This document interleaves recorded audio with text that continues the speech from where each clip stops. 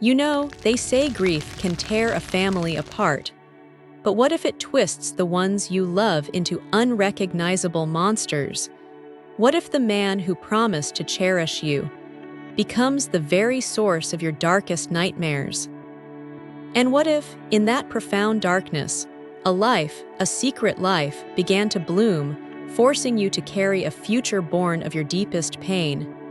Trust me when I tell you, you are not ready for this. This isn't just a story about losing my son, Mark. Oh no, that was just the beginning. This is about the unimaginable betrayal that followed, the kind that rips your soul to shreds and leaves you with a secret so heavy, it could crush you. It's my true story, and it's one I never thought I'd be brave enough to share. But I have to, because someone out there needs to hear it. And the most horrifying part, it was all born from the ashes of my greatest loss. Because after Mark was gone, everything changed. And not for the better, not even close. If you're already feeling the weight of this story, if your heart is aching for what's to come, please smash that like button right now. It tells me you're here with me, ready to hear the rest. And trust me, you'll want to subscribe to this channel because this is just the tip of the iceberg. You won't believe how this nightmare unfolds, or how I managed to find my way out. Are you with me? You know, before the storm, before the world as I knew it crumbled, there was a lifetime. A lifetime of quiet joys, of simple dreams, and a love that truly felt as boundless as the vast, open sky itself. My Mark, oh, my beautiful Mark. He wasn't just my son. He was the very beat of my heart, the first true adventure I ever embarked on, my closest confidant, and absolutely, unequivocally, my anchor in every single storm life threw our way. Every tiny step he took as a toddler, every mischievous giggle that echoed through our modest little home, every single question of why, Mom, why, that he'd ask with those bright, curious eyes. It all filled my world with a sunshine so pure, so unadulterated, that I genuinely believed it would never fade. I still remember the smell of his favorite worn-out blanket, the way he'd snuggle into my side during story time, the sheer pride swelling in my chest when he graduated from elementary school, already towering over me, full of such vibrant potential. He was destined for greatness, I just knew it. My boy, my everything, and John, my husband. We built a life together, you see. Brick by painstaking brick, dream by hopeful dream. He was my rock then, or so I fiercely believed with every fiber of my being. Our home, it was modest, yes, nothing grand, but it was perpetually filled with warmth, always diffused with the comforting aroma of freshly baked apple pie on lazy Sunday afternoons, and perpetually humming with the joyful echoes of Mark's laughter. I can still vividly recall those countless evenings, just the three of us, intimately gathered around our old, scarred wooden kitchen table. We'd share the silliest stories, sketch out grand plans for future holidays that often never came to fruition, and simply exist in that bubble, feeling utterly, truly, completely whole. It was a picture-perfect illusion, perhaps, but it was my illusion, and I clung to it. I sacrificed so much for them, you know, put my own burgeoning dreams on a dusty shelf. My love for painting, those quiet aspirations of joining the local garden club, even just a peaceful afternoon with a good book, they all quietly receded into the background. But I swear on everything holy, I never regretted a single moment of it. Not for a second. Because their happiness, their radiant smiles, that to me was my happiness, my purpose, my very reason for being. We had this precious little ritual, Mark and I, every single birthday. We'd light a solitary candle, just the two of us, and whisper our deepest wishes into the flickering flame. I never, in my wildest dreams, imagined that one day, my greatest, most desperate wish would simply be for him to walk through that front door again. Because then, my friends, that's when the real nightmare began, and everything I knew, everything I loved, every piece of that perfectly crafted illusion just shattered. Utterly dissolved into dust and despair. The grief, it consumed us, but in ways I could never have foreseen. It didn't just break our hearts, it twisted them into something unrecognizable. And that's when John changed, deeply. Horrifyingly. If you've ever known a love so deep, a happiness so complete, that the thought of losing it rips your soul apart, then you already understand a fraction of my pain. If this glimpse into my past has resonated with you, if it stirred something in your heart, please hit that like button right now. Let me know you're here, bearing witness to my story. And if you're brave enough to continue this journey with me, make sure you're subscribed. Because the darkness I'm about to describe, it's going to shock you even further. Are you ready? The air in our once vibrant home, which used to hum with the quiet symphony of family life and the joyful echoes of Mark's laughter, grew heavy. It thickened, hour by hour, until it felt like a suffocating blanket draped over every surface, every memory. Mark's death, it didn't just break John, my husband. No, it was far more insidious than that. It twisted something fundamental, something human, deep inside him, contorting it into an unrecognizable, monstrous form.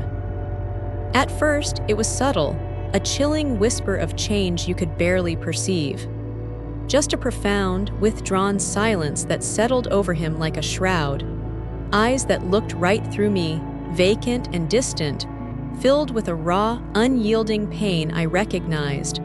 A grief I, too, shared with every fiber of my being.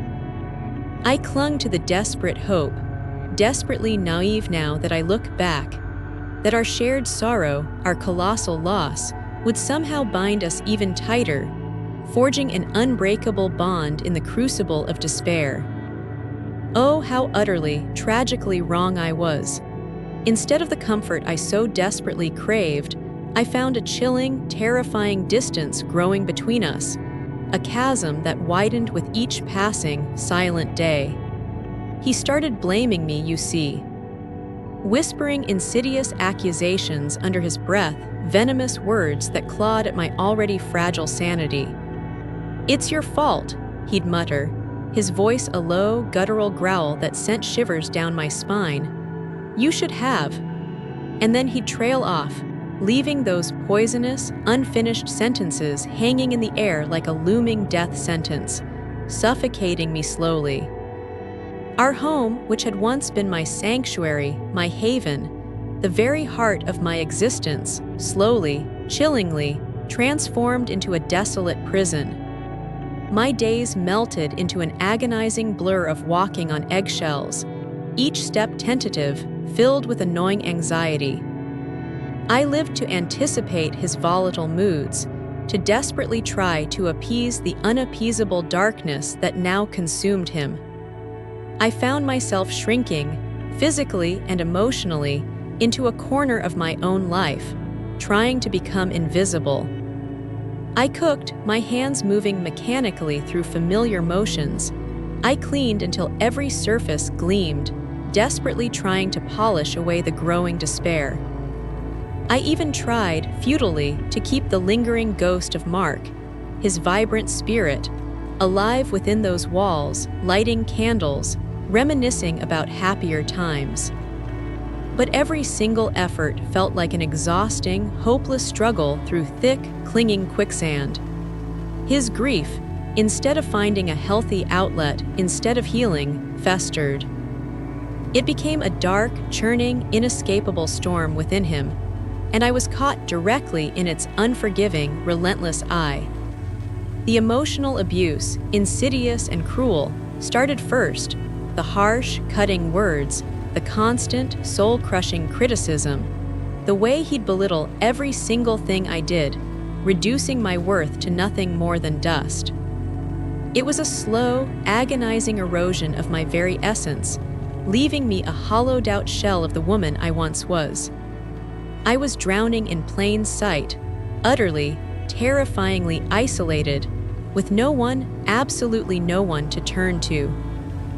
Every time a flicker of courage prompted me to think about reaching out, overwhelming shame would wash over me, drowning that nascent spark. How could I ever explain this? How could I possibly convey that the man I'd loved, truly, for decades, the father of my beautiful, lost son, was now this, a stranger, a tormentor? And then, inevitably, horrifyingly, it escalated. My God, it escalated in ways that still make the blood run cold in my veins. The insidious verbal assaults, which had become my daily bread, slowly, chillingly turned physical. It wasn't a sudden, explosive outburst, no. It was far more terrifying than that. It was creeping, insidious, like a venom seeping into my veins. A sharp push here, a violent shove there, always accompanied by his vacant, almost reptilian cold stare. I remember the first time. It was after an argument, a stupid, meaningless argument about forgotten bills, I think. He grabbed my arm, his grip like iron bands clamping around my flesh, and just twisted. My breath hitched, caught painfully in my throat, a silent scream of shock and pain. Then came the chilling words, delivered in a flat, emotionless tone. "You deserved that. You're utterly useless." Each subsequent incident, each fresh bruise, each new fear etched onto my soul, chipped away relentlessly at my spirit, leaving me a raw, bleeding, hollowed-out shell. I became utterly terrified of my own home, the very place I should have felt safest. Terrified of the sound of his heavy footsteps behind me, terrified of the suffocating silence that so often preceded his terrifying outbursts. I slept with one eye open, my body a perpetually tense wire, always bracing for the next blow, whether it was a searing word or a violent, physical shove. I was living a waking nightmare, a prisoner trapped within the four walls of my own despair, with the very person who should have been my safe harbor now acting as my ruthless jailer.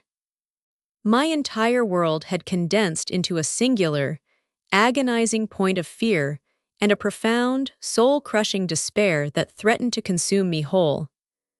I felt utterly, tragically alone, suffocating in a sea of unspoken horror, convinced that every ounce of hope had been extinguished. But just when I thought there was no more pain left to feel, no more tears left to cry, no more hope left to cling to, my body, in its cruelest, most bewildering twist, decided to add yet another unimaginable layer to my torment. A profound, terrifying, and utterly life-altering realization began to dawn on me, one that would change everything forever, binding me even closer to the very source of my pain, and yet, paradoxically, igniting a flicker of something new. The sickness, that persistent, gnawing queasiness, had been a prelude, a terrifying overture to a symphony of shocking revelations.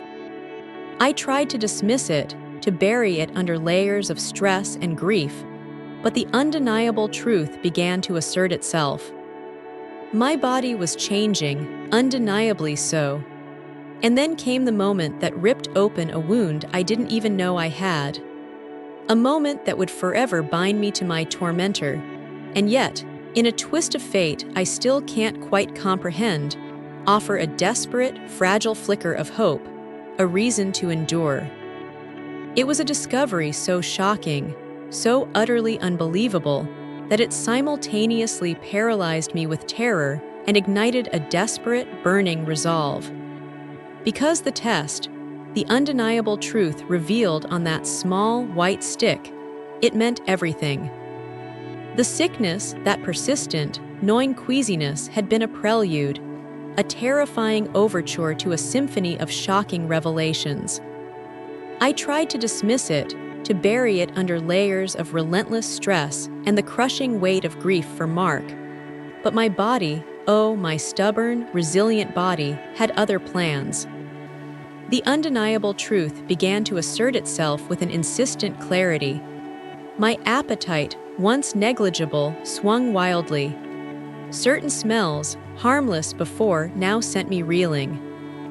And the exhaustion, a bone-deep weariness that no amount of sleep could ever truly conquer, became my constant, unwelcome companion. I remember staring at myself in the cracked bathroom mirror, my reflection a pale, drawn stranger, noticing the subtle, almost imperceptible rounding of my abdomen, a change I desperately tried to rationalize away as middle-aged spread, as anything but that. My mind raced, frantically searching for any other explanation, clinging to even the most ludicrous possibilities. It simply couldn't be. Not now, not after everything. The calendar became my silent tormentor, each passing day a fresh pang of dread. My cycle, always so precise, was late. Not just a little late, but undeniably, horrifyingly late by weeks, then a month. Every time I thought about it, a wave of nausea, both physical and profoundly emotional, would wash over me, leaving me gasping for air. It felt utterly, shockingly impossible. At my age, after enduring so much. The sheer audacity of fate to twist my life even further into this grotesque knot. My mind reeled, a dizzying whirlwind of fear, disbelief, and a profound, burning sense of injustice. How could this be happening? To take my beautiful Mark, to leave me with this monstrous shell of a man, and then to burden me with this. I was drowning, utterly adrift in a tempestuous sea of unanswered questions, with no land in sight, no life raft to cling to. The world outside my four walls, the world that continued to spin with such cruel, oblivious normalcy, felt impossibly distant, a mocking, unattainable fantasy. And then the test. That small, innocuous-looking stick held all the power to shatter or somehow redefine my fractured existence. My hands trembled violently, shaking so uncontrollably, I almost dropped the fragile plastic onto the cold tile floor. Every single nerve ending in my body hummed with a terrifying, agonizing static. Waiting those agonizing, drawn-out minutes felt like an eternity stretched thin, each merciless tick of the cheap plastic clock amplifying the primal dread thrumming in my chest. And when the two lines appeared, clear, undeniable, starkly staring back at me with a silent, devastating pronouncement, my world tilted violently on its axis, threatening to capsize completely. Positive. Two stark, undeniable lines. Can you even begin to fathom the sheer, mind-numbing irony, the grotesque cosmic joke of it all?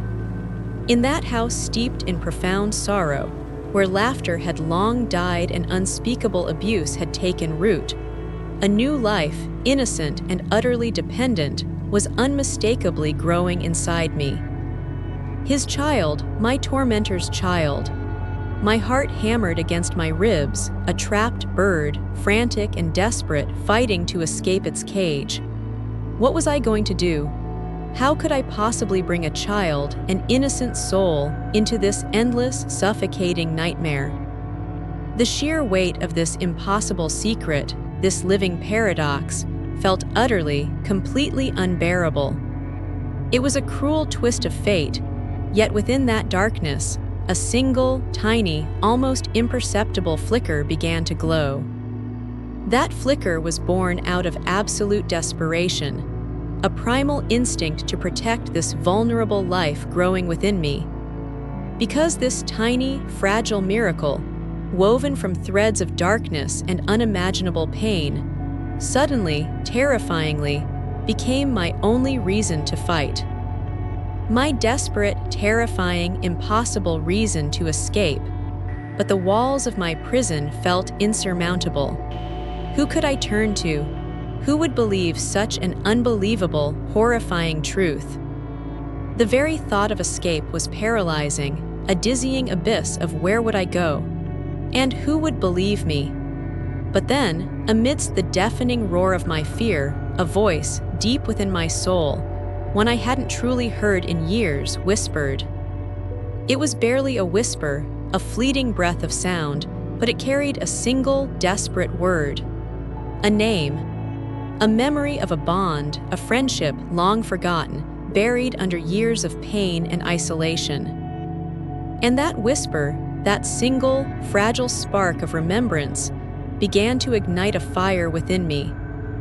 A fire strong enough, I hoped, to burn down the suffocating walls of my prison, even if it meant risking everything, even if it meant facing the wrath of the man who had stolen my life. Because I knew, with a certainty that both chilled me and simultaneously filled me with a terrifying, unyielding resolve that I couldn't stay. Not anymore. Not with this precious, innocent life, this unexpected gift, depending on me utterly and completely. The very thought of escape had been paralyzing for so long, a dizzying abyss of where would I go? And who, in God's name, would ever believe me? But then, amidst the deafening roar of my fear, a voice, deep within my soul, one I hadn't truly heard in what felt like a lifetime, whispered. It was barely a whisper, a fleeting breath of sound, but it carried a single, desperate word. A name. A memory of a bond, a friendship long forgotten, buried under years of pain and isolation. Sarah. My college roommate, my confidant from a lifetime ago. She was the one who, years ago, had given me a crumpled business card, muttering something about her cousin, a family lawyer, just in case. I'd tucked it away, never imagining a case like this. That whisper, that single, fragile spark of remembrance, began to ignite a fire within me, a flicker of resolve that slowly, agonizingly, grew into a roaring inferno. A fire strong enough, I hoped, to burn down the suffocating walls of my prison, even if it meant risking everything, even if it meant facing the full, terrifying wrath of the man who had stolen my life, my peace, my very identity. The phone felt impossibly heavy in my trembling hand, a lifeline I was terrified to grasp. I dialed, my fingers fumbling with the numbers, my heart hammering against my ribs like a trapped bird. Each ring was an eternity. And then her voice, Sarah's voice, warm, familiar, yet startlingly real. I started to speak, but the words caught in my throat, choked by years of unspoken terror and shame. "Sarah, it's me," I whispered, my voice barely audible. And then it all came tumbling out. A raw, messy, incoherent torrent of grief, betrayal, abuse, and that unbelievable, horrifying secret growing inside me. The line was silent for a long moment, a silence heavier than any I'd ever known. I braced myself for disbelief, for judgment, for her to tell me I was insane. Instead, a choked sob from her end. "Oh, my dear friend," she whispered, her voice thick with tears. "What have you been through?" She believed me. She actually believed me. It was like a dam breaking within my soul. Tears streamed down my face, not of sorrow, but of pure, unadulterated relief. She connected me to her cousin, the lawyer. And that, my friends, was the first real step towards reclaiming my life. Meeting the lawyer was surreal. Her name was Evelyn, and she had eyes that saw right through the polite facade I'd perfected, straight into the raw, aching wound of my soul. I laid out every horrific detail, every bruise, every cutting word, every terrifying incident. And then I dropped the bomb. And I'm pregnant with his child. The silence in that sterile office was deafening. Evelyn, a seasoned professional, still visibly recoiled. But then her gaze hardened, became steely. "We will make him pay," she said, her voice quiet but unwavering. "Not just for what he's done, but for your future and this child's future." The divorce papers were drawn up, swiftly, mercilessly. I signed them with a hand that still trembled, but this time it was with a terrifying resolve, not fear. We filed a restraining order, ensuring he could never lay a hand on me or our unborn child ever again. The fear was still there, a cold knot in my stomach, but it was now overshadowed by a burning, righteous fury I hadn't known I possessed. The moment the papers were served, John erupted. His calls became a barrage of threats, pleas, and manipulative accusations. "How dare you? You're ruining my life, our family, our legacy." He even threatened to expose my shame, as he called the pregnancy. But I was done. Done with his games, his lies, his abuse. Evelyn had warned me. We had it all documented. And then, the ultimate act of liberation, a moment I'd dreamt of but never truly believed possible. With Evelyn's guidance, and with Mark's memory as my witness, I revisited my will. I had painstakingly, lovingly ensured John, and even his distant relatives, would inherit everything. But not anymore. Not after what he did. With a hand that steadied as I wrote, I methodically, deliberately removed his name. Every penny, every single piece of property, his legacy. He'd made his bed, and now he would lie in it alone. It felt like the sweetest, most liberating revenge. Not out of spite, but out of a profound sense of justice for myself and for the innocent life I now carried. It was a reclaiming of my power, my voice, my very existence. I walked out of that lawyer's office, not as a victim, but as a survivor, a warrior. The prison walls had crumbled, and though the road ahead was uncertain, for the first time in years, I saw a sliver of light. But the universe, in its infinite wisdom, had one more profound surprise in store for me. A twist I could never have anticipated, one that would redefine what family truly meant. The legal battles were far from over, a long, arduous tunnel I still had to navigate. But the first, most crucial step had been taken.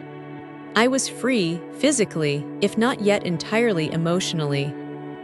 And with each passing day, as my belly grew, so did my determination. That tiny life within me, so miraculously resilient, became my beacon. It was a reason to fight, a reason to live, a reason to look forward. And then the day finally came. A day I had both longed for and dreaded, the day a new chapter truly, irrevocably began. A day when a tiny, innocent life entered this world, bringing with it a complicated truth and a love so pure, it began to heal wounds I thought would never mend. Walking out of Evelyn's office that day, after signing those papers, felt like shedding a skin. A heavy, suffocating skin I'd worn for far too long. But that feeling of liberation, that intoxicating rush of freedom, was fleeting. It was quickly replaced by a cold, hard dose of reality. The legal battles, Evelyn warned me, were far from over. They were just beginning. A long, arduous tunnel I still had to navigate, filled with sharp edges and unseen obstacles. John, as expected, was a whirlwind of fury and manipulation. His lawyers, slick and aggressive, tried every trick in the book. They questioned my sanity, painted me as a delusional, vengeful woman, even tried to cast doubt on the paternity of my unborn child. Can you believe the audacity? Every subpoena, every court date, every single accusation felt like a fresh stab to my already wounded soul. I spent countless nights staring at the ceiling, my heart a frantic drum against my ribs, terrified they'd find a way to drag me back, to strip away this fragile hope I was clinging to. But Evelyn was a force of nature. She shielded me, fought for me, meticulously tearing apart every lie, every desperate attempt he made to retain control.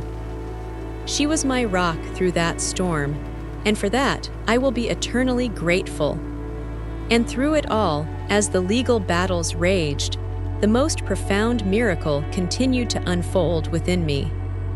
That tiny life, so utterly innocent, so profoundly resilient, became my unwavering beacon. My belly swelled, a visible testament to the impossible, a living paradox of pain and hope. There were days, so many days, when the exhaustion was overwhelming, when the morning sickness made me question every choice. The lonely nights, spent tracing patterns on my growing stomach, whispering promises to a child who had yet to breathe the world's air, were filled with a mix of fierce protectiveness and bone-deep fear. How would I do this alone? How would I provide? The anxieties were immense, crushing at times. But then a tiny flutter, a gentle kick would remind me, this was my reason, this was my future. Every ultrasound, every checkup brought a fresh wave of bittersweet joy, mixed with the terrifying anticipation of what was to come. I chose a quiet, humble birthing center, miles away from the city, away from John's reach, craving peace and anonymity for this most sacred of moments. The day finally came, a day I had both longed for with every fiber of my being and dreaded with an almost equal intensity. It was a long, arduous labor, mirroring the struggle of my life up to that point. But then he arrived. A tiny, perfect boy. His cries, thin and reedy at first, were the sweetest symphony I had ever heard. Holding him, that tiny, warm bundle, smelling his fresh baby scent, it was a love so pure, so overwhelming, it eclipsed every ounce of pain, every memory of the darkness. My grandson, in a way, yet also my son. It was complicated, messy, a truth the world might never fully comprehend. But in that moment, as I held him close, he was utterly, wonderfully mine. He was my second chance, my unexpected sunrise after an endless night. And in that tiny, innocent face, I saw Mark. Not just a resemblance, but a whisper of his spirit, a continuation. It was a profound, healing balm to my ravaged soul. I decided then and there, we needed a completely fresh start. A new canvas, far away from the shadows of the past, where he could grow up untainted, and I could finally, truly heal. So, with a newborn nestled safely in my arms, and the weight of the past slowly, agonizingly being shed, I packed up the remnants of my old life. But finding a true sanctuary, a place where we could truly begin again, proved to be another unexpected challenge. A place where kindness still existed, where community could bloom, where my little miracle could finally breathe free. The decision to leave everything behind was daunting, a leap of faith into the unknown. But holding my precious baby, I knew it was the only way. The old house, that prison, now felt like a tomb. We needed air to breathe, space to grow, a place where laughter wouldn't feel like a betrayal. And so, with a fragile hope guiding me, I embarked on the next chapter of our lives, a journey to find not just a new house, but a true home. A place where healing wasn't just a word, but a daily, tangible reality. The move was jarring, as any uprooting of an entire life would be.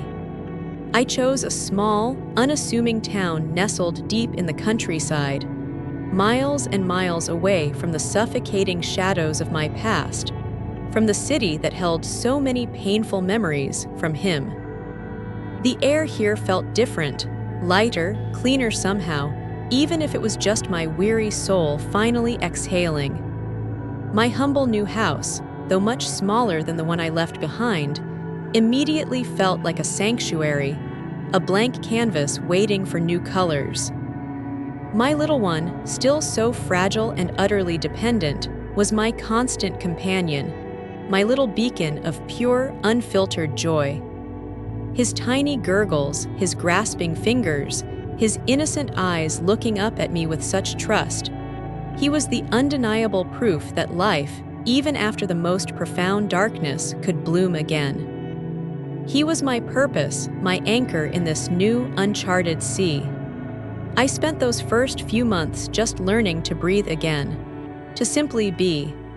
I'd take long, meandering walks with the stroller down quiet, tree-lined streets, the gentle rhythm of his breath a soothing balm to my frayed nerves. I started going to the local library, not just to check out books, but to soak in the quiet hum of human connection, to see faces that didn't carry the weight of my past. It was there I stumbled upon a flyer for an evening art class, watercolor, my forgotten passion. My hands, which had trembled with fear for so long, now ached to hold a brush again. Taking that first class was terrifying, honestly. My self-doubt, a cruel whisper, tried to hold me back. But the instructor, a kind, gentle woman with paint splatters on her apron, had a way of looking at me that just said, "You belong here." And slowly, tentatively, colors began to fill not just my canvas, but my soul too. Each stroke was a tiny act of defiance, a reclaiming of a piece of myself I thought was forever lost. The garden club, oh, the irony. The very dream I'd put on hold for my old life now blossomed in my new one. I joined the local community garden, a vibrant patch of earth bursting with life, and the quiet camaraderie of fellow gardeners. Digging my hands into the rich soil, feeling the cool earth, planting tiny seeds, it was incredibly therapeutic. I met Martha there, a lively woman with a hearty laugh and hands gnarled from years of tending her roses. She invited me for coffee, then to her weekly book club. Slowly, gently, new friendships began to take root, just like the seedlings in my plot. These were women who saw me, the person beneath the scars, the survivor, the artist, the mother. They didn't know my full story initially, but their genuine kindness, their laughter, their simple presence, filled a void I hadn't realized was so vast. We'd share stories, recipes, and sometimes just sit in comfortable silence, sipping tea. It was a lifeline, a tangible sense of belonging that I hadn't felt in years, a stark contrast to the isolation that had almost consumed me. And through it all, this little boy, my precious son, was my constant joy, my unwavering beacon of light. He grew, day by day, his personality shining brighter with each milestone. He healed parts of me I didn't even know were broken. I watched him discover the world, his innocent wonder a constant reminder of the beauty that still existed. There were still moments, of course, when the old demons whispered, when a memory would pierce through the fragile calm. Nights when the phantom fear would grip me. But then I'd look at him, asleep in his crib, utterly peaceful, and a wave of fierce, unyielding protectiveness would wash over me.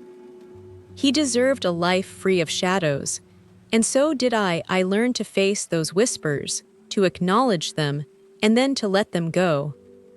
I found a wonderful therapist, too, who helped me gently unpack years of trauma. It was a slow, painful process, but with each session, I felt a little lighter, a little more whole. I was learning to forgive.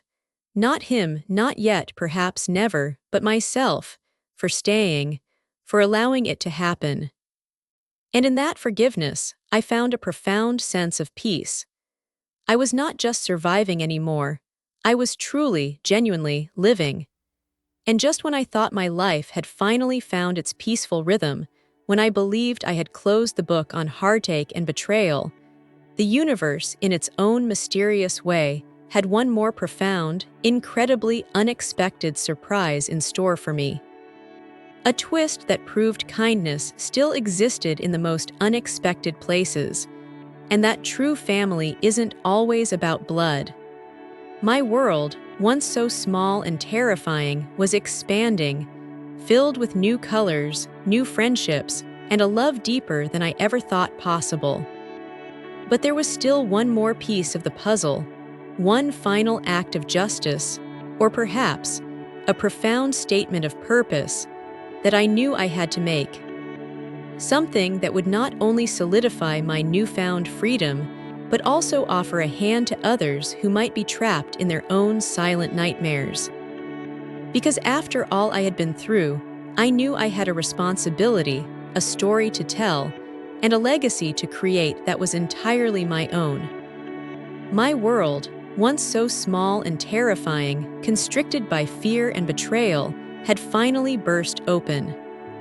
It was now expanding, vibrant and boundless, filled with new colors I never thought I'd see again, new friendships that felt like family, and a love deeper than I ever thought possible, thanks to my precious little one. I was no longer just a survivor, I was thriving. I was painting again, my canvases now exploding with the vibrant hues of hope and resilience, each brushstroke a testament to the beauty that can emerge from ashes. My garden plot flourished, a microcosm of my own life, bursting with new growth, tended with gentle hands that once trembled. And my book club, filled with intelligent, compassionate women, became a weekly sanctuary of laughter and shared wisdom. Life, in its infinite, surprising grace, had truly, undeniably given me a second chance, a beautiful, unexpected sunrise after an endless night. This story, my raw, honest, and terrifying journey, is a testament to the indomitable human spirit. It's a powerful, undeniable reminder that no matter how deep the betrayal, no matter how profound the loss, no matter how dark the shadows that try to consume you, you can, and you will, find your way back to yourself. You can rebuild. You can heal, and against all odds, you can find profound joy and peace again. It's a long, arduous climb, yes, filled with tears and doubts, but the view from the top, from this place of peace and strength, is breathtaking beyond words. My past doesn't define me anymore. It's simply a chapter, a painful but ultimately empowering one, in the much larger, much more beautiful book of my life. If you've listened to my story today, and if you've ever felt trapped, utterly alone, betrayed by those you loved, or just lost in the suffocating darkness of despair, I truly, deeply hope my journey gives you more than just a glimmer of hope. I hope it ignites a fire within you. Please, please, don't suffer in silence. Your voice matters. Your story matters. There are people who care, people who will listen, and people who will help you find your way out. Reach out. Take that first, terrifying step. And if my story touched your heart, if it made you feel something, anything, if it offered even a flicker of comfort or strength, please do me a huge favor. Smash that like button right now. It truly helps my story, and this message, reach more people who might desperately need to hear it. Don't forget to subscribe to my channel. I'm going to share more raw, honest stories of resilience, survival, and the beautiful, messy journey of healing right here with you. Please share this video with anyone you think needs to hear this message of hope and strength. And most importantly, I want to hear your thoughts. Leave a comment below. What was the most surprising part of this story for you? What does resilience mean in your life?